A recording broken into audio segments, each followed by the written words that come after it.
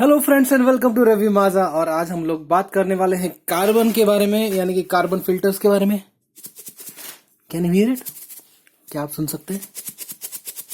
जी हाँ, ये जो बज रहा है दोस्तों, ये और कुछ नहीं है, बस ये कार्बन है। इसके अंदर जो, अगर इसको हम देखेंगे अंदर से, तो ये एक्टिवेटेड कार्बन पूरी तरह से इसमें भरा हुआ है। और वो कैसे दिखता है, और एक्चुअली हम लोग कार्बन की जो वैल्यू है वो कैसे हम लोग मेजर करते हैं, ये 800 IV ये क्या चीज है, और अंदर का कार्बन दिखता कैसे है दोस्तों। चलिए देखते हैं इसको हम लोग खोल के।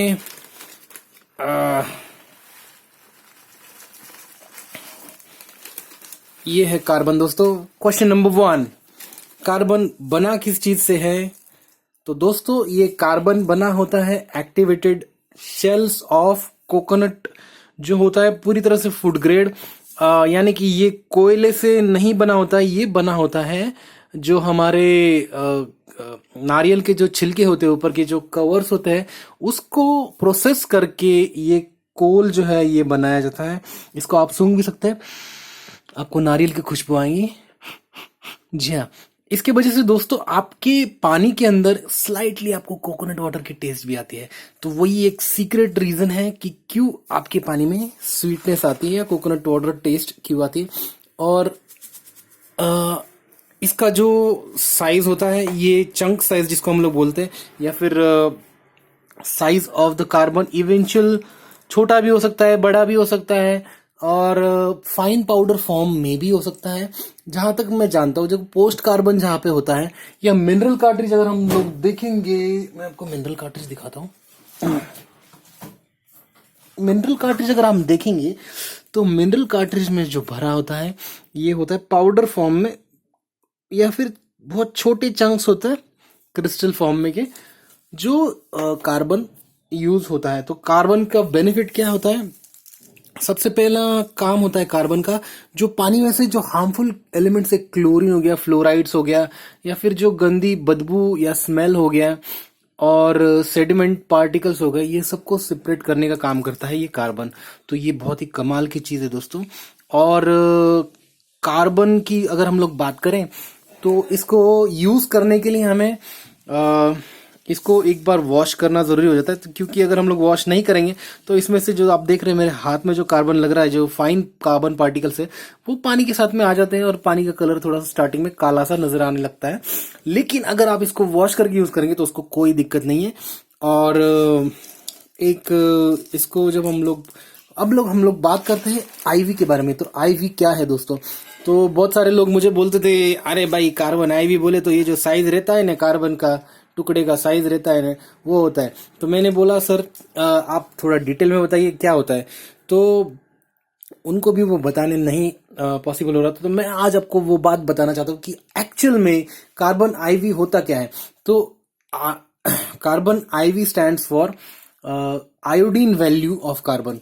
यानी कि दोस्तों, जब हम लोग कार्बन, एक्टिवेटेड कार्बन को हम लोग टेस्ट करते हैं, तो उसका जो आयोडीन एब्जॉर्प्शन जो वैल्यू होता है, यानी कि एक specific amount of batch sample को वो टेस्ट करते हैं।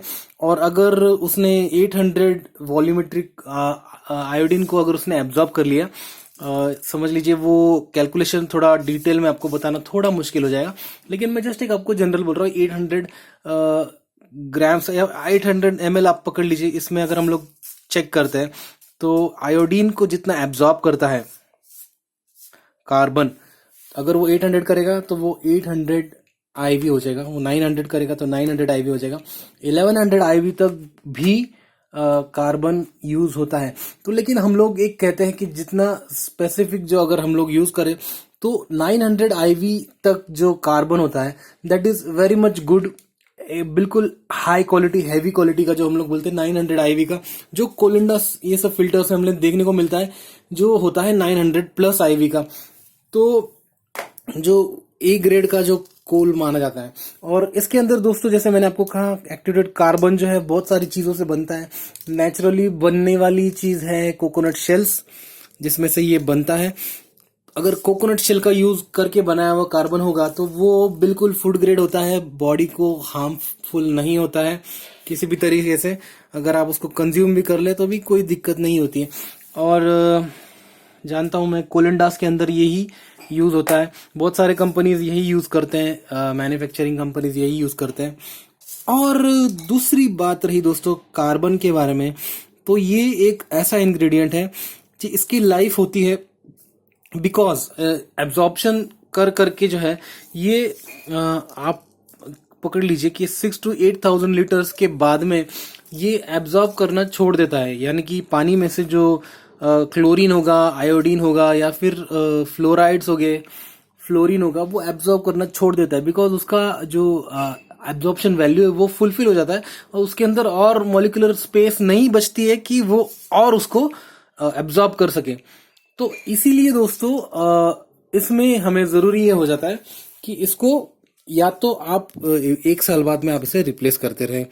और अगर हम लोग बात करें सेडिमेंट पार्टिकल्स की, यानी कि मट्टी, धूल, वो सब बड़े बड़े फिल्टर्स जो होते हैं हमारे, उनके अंदर जो मतलब आप कमर्शियल फिल्टर्स की बात करें तो उसके अंदर जो होता है ये कार्बन भरा होता है और सैंड भी भरा होता है। सैंड का अलग फिल्टर होता है, या फिर ड्यूअल मीडिया होगा तो सैंड और कार्बन एक केस में भर देते। तो उस वक्त क्या होता है दोस्तों, ये जो कार्बन है इसके अंदर अगर मट्टी के पार्टिकल्स आ जाए तो इसको हो जाता है मुश्किल एब्जॉर्ब करना, क्योंकि मट्टी पूरी तरह से कार्बन के ऊपर स्टिक हो जाती है और ये एब्जॉर्ब नहीं कर पाता है कार्बन। तो उस वक्त हम लोग अगर इसको बैक वॉश करते हैं, बैक वॉश करके इसको यूज करेंगे तो इसकी लाइफ जो है वो एक्सटेंड हो जाती है। लेकिन दोस्तों जितना उसका एब्जॉर्प्शन कैपेसिटी है उसके ऊपर तो वो काम नहीं कर सकता है। आप बैक वॉश करके भी अगर आप सोचेंगे कि हम लोग 3-3, 4-4 साल यूज करेंगे तो वो गलत बात है। आपको कार्बन एटलीस्ट 1 साल में रिप्लेस करना अच्छा रहता है आपकी मेम्ब्रेन की लाइफ के लिए। बिकॉज अगर आप, ये बात हम समझते नहीं है कि हम लोग जो पानी यूज कर रहे हैं बैक वॉश करने के लिए उसके अंदर भी आपका क्लोरीन होता है, उसके अंदर भी आपका फ्लोराइड्स होते हैं। तो एक ही बात हुई दोस्तों, वो खाली उसमें से आपकी सैंड, डस्ट पार्टिकल्स जो है वो निकल जाते हैं। लेकिन आपके कहीं ना कहीं ये बात सोचना जरूरी है कि अगर आपके क्लोरीन की लाइफ अगर आपके कार्बन की लाइफ खत्म हो गई है तो धीरे धीरे जो क्लोरीन आगे जा रहा है मेम्ब्रेन के अंदर वो आपका मेम्ब्रेन खाना शुरू कर देगा। और एक बार अगर उसने मेम्ब्रेन को खा लिया मतलब वो इच कर देता है पूरी तरह से, और मेम्ब्रेन जो है उसके जो परतें होती है, जो शीट्स होती है, वो फट जाती है, इचिंग हो जाती है, उसके अंदर से पानी जो है पास होना शुरू हो जाता है और मेम्ब्रेन जो है वो टीडीएस छोड़ देती है। तो दोस्तों ये कार्बन बहुत इंपॉर्टेंट चीज है आपके वाटर प्यूरिफायर की। इसको अगर आप चेंज करते रहेंगे, इसको अगर आप अच्छे से बदलते रहेंगे तो आपका वाटर प्यूरिफायर लॉन्ग लाइफ चलेगा। Thank you very much friends. आपको आशा करता हूँ आपको ये वीडियो अच्छी लगी होगी। अच्छी लगी तो थम्स अप जरूर दीजिएगा और शेयर जरूर कीजिएगा, और कोई क्वेश्चन हो गए तो कमेंट्स में डालना मत भूलिएगा। और आज के लिए बस इतना ही, और थैंक यू वेरी मच दोस्तों। टेक केयर, जय हिंद।